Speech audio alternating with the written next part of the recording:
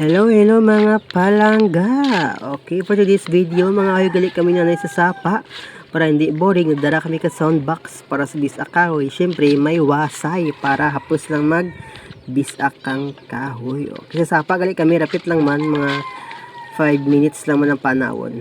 Mura ang sapa mga pangga. Okay, so gusto niyo magtawas pangahoy ta dyan, bisak na kahoy sapa. Bahal mo ang kahoy nga bisakan ko, amunid ko ang wasay kag sako daran.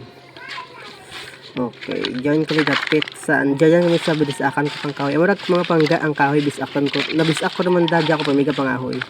Nabisak ko naman. Nami ang pangga ang kahoy kay hapos lang tana, nami igatong kag sanlaw. Syempre mas natin ako kang bisakang kahoy. Okay, medyo ga katakilid akan nga wasay kay awat lang ng kahoy. Medyo basa mga pangga kay nag-uran bay. Medyo daw awat-awat.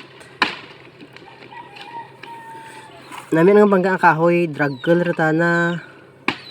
Nami man kay dasig lang bay makudtan. Buhay man mabatas.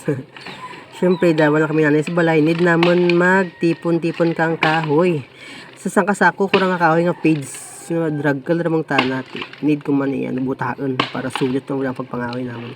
Draggle ra nga mga pang bisak. Pag tamang kabahal bisakan ko liwat. Di ba?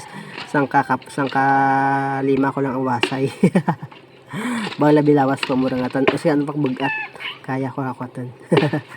Okay, kailangan ta magtinandos mga pangga kay dalawa na lang kami nanay ga pangabuhi sa kalibutan. Syempre need ko man magkatandos. Syempre, ang kakapat ka cellphone ko ga video si nanay. Sa 40 bras nanay Gamangkot man ikaw saan ko ng mga saway. Tandas man ako. Kamaan mo kong obra sa balay. O, pananay, sunod lang ko na yung mga sawa Para pa na ko yawan bisak kahoy mga sawa dayon. Okay. Patapos naman ako bisak mga pangga. Okay. Siyempre, pagtapos bisak, uli rin. Hakwat pa kang sako. Sako. Bahal na pangga nga sako. Ano ka pigs. Bugat man, imbay may pirakilos.